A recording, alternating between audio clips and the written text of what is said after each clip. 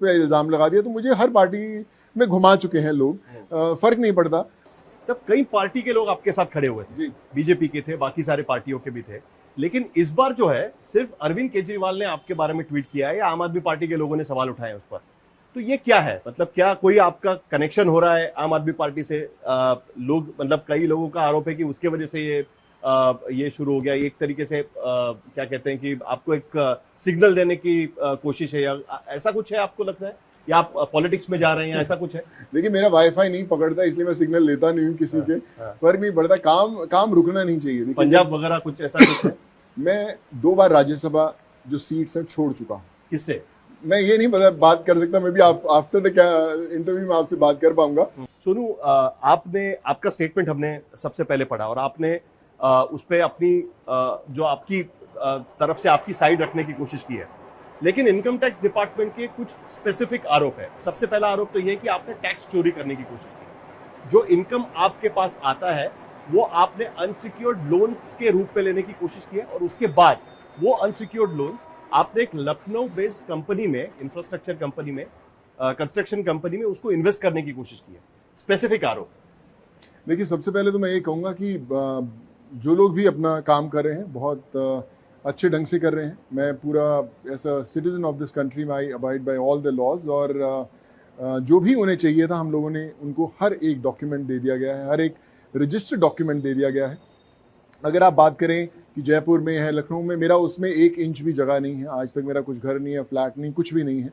जो भी चीज़ साथ में थी उसके रजिस्टर्ड डॉक्यूमेंट्स उनको प्रोवाइड कर दिए गए हैं हर एक, क्योंकि अभी हर एक, I don't know how much I am suppose to say, कितना मैं बात कर सकता हूँ उसके बारे में, लेकिन जो भी डॉक्यूमेंटेशंस उनको चाहिए थी हर चीज़ उनको दे दी गई है। और समय बताएगा, बोलते हैं कि समय से पहले कुछ नहीं होता। उनके कुछ सवाल हैं, उसका जवाब देना मेरा फ़र्ज़ है, और हमने दे भी दिया है, और उनके पास सारे डॉक्यूमेंट्स हैं, और अगर मंगवाते रहेंगे सो आई विल मेक श्योर कि हर एक डॉक्यूमेंट उनके टेबल पर समय से पहले पहुंचे। फाउंडेशन को लेकर आपके सवाल उठाए, उनका ये कहना है कि करीब करीब 18.9 करोड़ रुपए का पैसा उसमें आया था सितंबर तक, अगस्त से सितंबर तक, और उसमें से खर्चा आपने हार्डली 1.9 करोड़ रुपीस का किया हुआ है। तो उनका कहना है कि इतना पैसा आपने बचा के क्यों रखा है? सवाल उठा रहे हैं। देखिए, बड़ी कमाल की बात है साहिल, अगर मैं आपको 100 रुपये देता हूँ और मैं बोलता हूँ कि आप इसे सही ढंग से खर्च कीजिए, तो आपके कंधे पर एक बोझ होता है कि ये किसी और की अमानत है और इसे सही ढंग से सही लोगों पर जाना चाहिए। अगर आप बाहर जाके एक इंसान को 2 इंसानों को बांट देंगे तो आपका काम तो खत्म हो गया, लेकिन वो सही जिस इंसान तक पहुंचना चाहिए वो नहीं हुआ।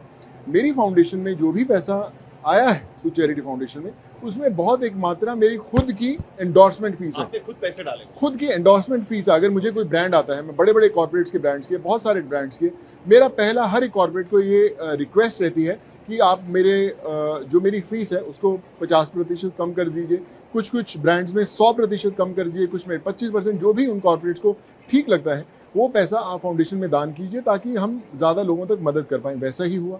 बड़े बड़े ब्रांड जो मैंने किए, किसी ने 25%, किसी ने 50%, किसी ने 100%, पूरा का पूरा मैंने 0 फीस में काम किया और फाउंडेशन में दिया गया, तो उसमें वो फाउंडेशन में वो पैसा भी है। तो I to make sure that every penny, जो भी एक एक रुपया है, एक एक पाई है, वो सही जगह पर खर्च हुए। फाउंडेशंस में अक्सर क्या होता है कि जब आप, समय लिमिट होती है कि आप 1 साल के अंदर खर्चा करें, 1 साल में अगर नहीं खर्चा हुआ तो आप एप्लीकेशन देते हैं कि मैं अगले साल में खर्चा करना। मेरी फाउंडेशन का तो काम ही अभी शुरू हुआ है। अप्रैल से लेकर सितंबर में 5 महीने में जो हम लोग कर पाए हैं, अभी तो मेरे पास और 6 महीने बाकी हैं और फिर 1 साल बाकी है। मैं पिछले कुछ समय में, अगर आपने देखा होगा, तेलंगाना में एक हॉस्पिटल बनाने की कोशिश कर रहा हूँ। हमने जगह भी देखी, डॉक्टर से बात किया, बड़े बड़े जितने इंस्टीट्यूट हैं उनसे बात किया कि अगर हम कुछ ऐसा हॉस्पिटल का, एक ऐसा मेडिकल इंफ्रास्ट्रक्चर बना सके जहाँ पे इलाज फ्री में हो, तो फर्क नहीं पड़ता सोनू सूद रहे ना रहे, लेकिन वो काम चलते रहना चाहिए, परमानेंट काम हो। अक्सर क्या होता है कि जब पैंडेमिक, ये किसी ने तैयारी नहीं थी, पैंडेमिक आया, फिर सेकंड वेव आई, लोग अभी थर्ड वेव बात करते हैं, तो हमें तैयारी करके रहना बहुत ज़रूरी है। दैट्स वाई मैं ये सब मुलाकातें हो रही थी बड़े बड़े हॉस्पिटल से, और आज भी इलाज हो रहे। जब मैं सुबह यहाँ पर आ रहा था आपके स्टूडियो में, तो मुझे आधा घंटा निकलने में लगा, क्योंकि लोग अभी भी इंतजार कर रहे थे। किडनी ट्रांसप्लांट्स हैं, लिवर ट्रांसप्लांट, और हम देश भर में, हम एक स्टेट में नहीं, हम अक्सर फाउंडेशंस होती हैं कि या तो सिर्फ खाना खिलाती हैं, या तो सिर्फ आंखों का ऑपरेशन करवाती हैं, या कुछ हमारी फाउंडेशन में पढ़ाई भी करवाते हैं। सब मेडिकल में हर एक चीज़ का इलाज हम लोग करते हैं, और आप कोई भी चीज़ मांगिए, एजुकेशन मांगिए, हम लोग उसमें भी करते हैं। तो हमें बहुत सोच समझ के चलना पड़ता है।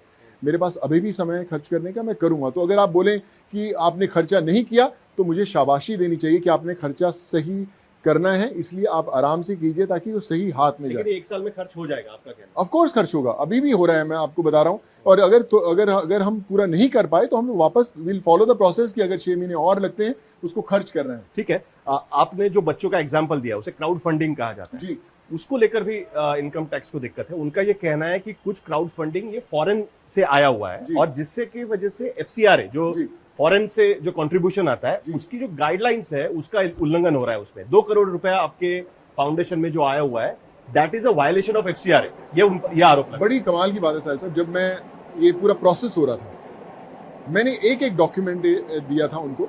पहली बात तो मेरी फाउंडेशन में 1 रुपया नहीं है, not even a single dollar that has come to my foundation, not even by crowd funding, not even by से भी नहीं आया। जी नहीं, क्राउड फंडिंग से भी नहीं, 1 रुपया नहीं आया अभी भी। वो उसी फाउंडेशन हमने मिलाप से रेज किया था। मिलाप एक बहुत बड़ा प्लेटफॉर्म है जहां पर हजारों कैंपेन्स होते हैं, फॉरेन में भी उनके फंड रेज होते हैं। वो मिलाप के आज भी एज वी टॉक नाउ आज भी वो पैसा उसी अकाउंट के अंदर है, फॉरेन के अंदर। पहली बात तो हिंदुस्तान ही नहीं आया, वो पैसा अभी भी ओवरसीज का जो अकाउंट है क्राउड फंडिंग का उसी के अंदर है। तो वायलेशन की बात तो तब होगी जब पैसा आएगा, तो हिंदुस्तान में पैसा अभी भी नहीं आया, उसी क्राउड फंडिंग प्लेटफॉर्म में है। और अगर हमने जो इलाज करवाए, हमने अपोलो हॉस्पिटल में कराए, मेदांता में कराए, जो भी हॉस्पिटल्स में हमने कराए, वो एक पाई जो वहां से निकली वो डायरेक्टली हॉस्पिटल्स में गई। वो डायरेक्टली हम पूरे रिपोर्ट्स लेते हैं, पूरे हॉस्पिटल्स के डिटेल लेते हैं, पेशेंट के डिटेल लेते हैं हम उस तो ये सारी चीजें आपने इनकम टैक्स को दी नहीं क्या? मैंने बिल्कुल दी, उनके सामने दिखाई। और पहले सर्वे हुआ, सर्वे तो आम बात है, वो कई लोगों पर होता है, नहीं सर्च, लेकिन उसके बाद उसको सर्च पे कन्वर्ट किया गया। जी। तो ये तब्दीली क्यों हुई? अगर आप पहले से ही उनको ये सारी चीजें बता रहे थे। वो शुरू से सर्च था, अच्छा, लेकिन रिपोर्ट्स सर्वे की आई थी, शुरू से सर्च। तो आपका कहना है कि पहले से ही रेड था? जी, मैंने उनको तभी उनके सामने डॉक्यूमेंटेशन दी, करीबन इतने मोटे डॉक्यूमेंट से जो प्रूव कर रहे थे एक पेशेंट की detail, phone number, pan cards के साथ, जिसकी मदद की गई और जिसको वहां पे किया गया। दे सॉ कि there is not even a single penny that has come to my account. मैंने उनसे भी सवाल पूछा था कि सर आप देख रहे हैं कि 1 रुपया भी मेरे अकाउंट में नहीं आया है, वहीं पे पैसा पड़ा हुआ है, और हमने पूरी डिटेल्स भी दी विद डॉक्यूमेंट्स, फिर ऐसी बात क्यों बाहर आई? सो they were all very nice, पर उन्होंने बोला कि इट्स वी आर प्रोबिंग, हम लोग सोच रहे हैं, हमें ऐसा लगता है, आप अपनी सफाई दीजिए। और सफाई क्यों ऐसा लगता है उनको? क्यों ऐसा लग रहा होगा? दुख की बात है कि अगर आपने देखा है कि कुछ आया नहीं है तो फिर वैसा ही होना चाहिए था, बट फर्क नहीं पड़ेगा। आप देखेंगे कि कुछ समय बाद जब उधर से ही आएगा कि हाँ सब ये अकाउंट से ही है, पैसा मैं इसलिए पूछ रहा हूँ क्योंकि पेंडेमिक के समय पे आपका मतलब ऑलमोस्ट जिसको स्पीड डायल कहते हैं उस तरीके से हो गया था। किसी को तकलीफ है, किसी को अगर जाना है कहीं पर तो फोन किया आपको, आपने फ्लाइट अरेंज कर दी, अभी आपने और कुछ कर दिया, ट्रेन अरेंज कर दी। उस वक्त भी कई लोगों ने सवाल उठाया था कि सोनू सूद के पास पैसा कहां से आ गया, इतना यहाँ से इतना खर्चा कहां से कर रहे हैं, कौन है इसके पीछे? क्या इसकी वजह से उनको लगा या कोई और कारण आपको लगता है? देखिए, मुझे लगता है कि जब आप हम बचपन में कहानियां सुनते हैं, सामना का एडिटोरियल याद होगा, सवाल उठाए थे आप पर। ये पहली बार नहीं है कि कोई आप पर सवाल उठाया। मुझे क्या है ना, अक्सर जब मैंने काम करना शुरू किया तो मुझे अलग अलग पार्टीज का कलर जरूर दिया गया। कभी किसी ने बोला आप इस पार्टी के बिलोंग करते हैं इसलिए काम कर रहे हैं, जब वो साबित नहीं हुआ तो दूसरे ने उस पर इल्जाम लगा दिया। तो मुझे हर पार्टी में घुमा चुके हैं लोग, फर्क नहीं पड़ता।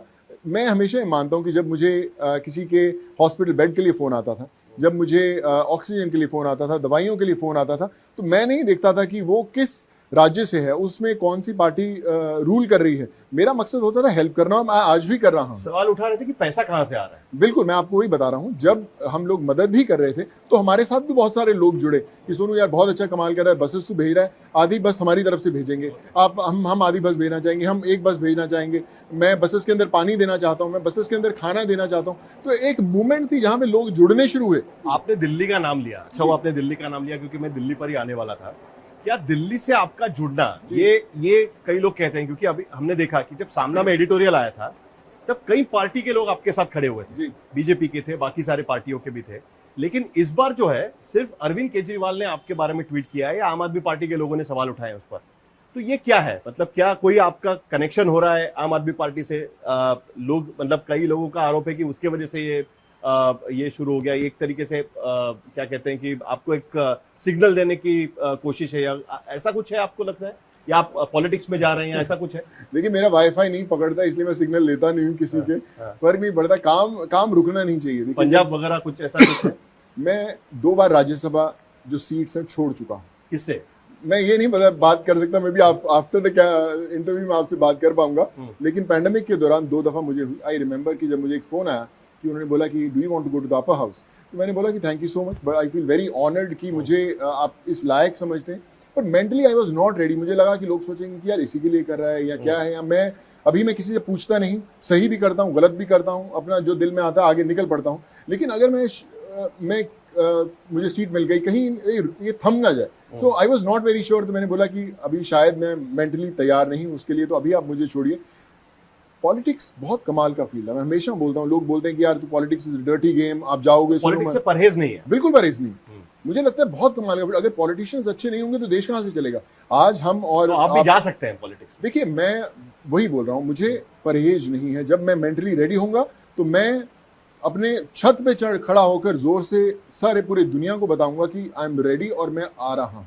मुझे उसके लिए छिपाने की जरूरत नहीं है, मुझे उसके लिए कुछ सीक्रेट मीटिंग्स करने की जरूरत नहीं है। जब मैं मेंटली रेडी होऊंगा तो मैं मेंटली रेडी होऊंगा और मैं पूरे डंके की चोट पर आऊंगा।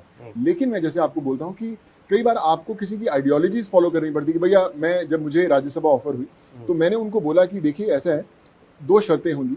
जब मैं सोच रहा था कि मैं करूं या ना करूं, तो मैंने उनसे बोला 2 शर्तें होंगी। एक, मैं किसी के अगेंस्ट नहीं बोलूंगा। अगर आपकी पार्टी किसी और पार्टी से कोई प्रॉब्लम होता है, कुछ होता है, आप मुझे बोलेंगे सोनू ट्वीट कर उसके बारे में, मैं नहीं करूंगा। मुझे जो ठीक लगे मैं वो करूंगा। अगर आप उसके लिए तैयार हैं ऐसा तो हो ही नहीं सकता ना। आप जिस पार्टी में जाओगे उसके अपोनेंट्स होंगे, उनके बारे में बोलना तो पड़ेगा। सवाल तो वो मेरे लिए बहुत बड़ी एक कश्मकश थी जो मुझे जिसके कारण आज शायद मैं नहीं ले पाया। So they were all okay. They said नहीं, तुम राज्यसभा एक ऐसा प्लेटफॉर्म है जहां पर आप और बेहतर काम कर सकते हैं, जो भी आप कर रहे हैं, और बड़े स्तर पर कर सकते हैं। पर मुझे लगा कि शायद थोड़ा जल्दी है, तो इसलिए मैंने वो स्टेप नहीं लिया। लेकिन मैं हमेशा सबको बोलता हूँ, जितने भी मेरे बहुत सारे दोस्त हैं, पॉलिटिशियन, नेता, बड़े दोस्त हैं, मैं उनको बोलता हूँ कि हम अक्सर जब मंच पर जाते हैं, इलेक्शंस होते हैं, रैली होते हैं, हम दूसरी पार्टी के बारे में बात करते हैं कि यार उसने कुछ नहीं किया, सरकार फेल हो गई। मैं कहता हूँ कि ऐसे प्लेटफॉर्म बनने चाहिए जहां पर आप दूसरी पार्टी की बात ही ना करें। जो उन्होंने किया अच्छा किया, अगर हम इस लायक हैं कुछ अच्छा करने लिए, तो हमें आप लीजिए, नहीं तो उसी पार्टी को सोचिए। तो फिर ये रेट्स क्यों हुई है, ऐसा आपको लगता है?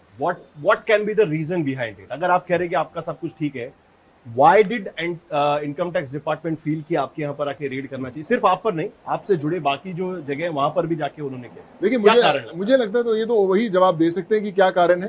पर जो जैसे आपने बोला कि काम जो है बड़े स्तर का हो रहा था, जब आप इस लेवल का काम करने की कोशिश करते हैं और कहीं ना कहीं जो फ्लो है लहरों का, उससे आप अलग चलने की कोशिश करते हैं, तो आपको तूफानों के लिए तैयार रहना बहुत ज़रूरी है। बट इम्पॉर्टेंट ये है कि आप तैराक अच्छे होने चाहिए कि तूफान कितना भी आए, आप तैर कर अपनी मंजिल तक पहुंच जाएं। तो कोशिश कर रहा हूं तैर के मंजिल तक पहुंच जाऊं। कोई इनकम टैक्स वायलेशन नहीं है आपके हिसाब से? कोई किसी भी तरीके का इनकम टैक्स वायलेशन नहीं है? कोई भी आपने इनकम ऐसा नहीं लिया है कि जो अनसिक्योर्ड लोन के रूप में दिखाया और टैक्स बचाने की? देखिए, मेरे पास हर डॉक्यूमेंट है, हर एक डॉक्यूमेंट प्रोवाइड किया गया है, जो भी उन्होंने मांगा है। हम लोग प्रोवाइड करते रहेंगे जब तक वो मांगते रहेंगे। मैं अपने जो मेरे ऑफिस के चार्टर्ड अकाउंटेंट में उनको भी बोला, उनको जो नहीं चाहिए वो भी दीजिए उनको। मेक श्योर कि हर चीज़ सही हो, कोई डाउट ना हो उनको। तो हमारी कोशिश रहेगी। लेकिन अगर कहीं हमें लगता है और उन्हें लगता है हमने गलती की है, तो हम उस गलती का दंड भी लेंगे। तो idea is to come out clean, और हमारी कोशिश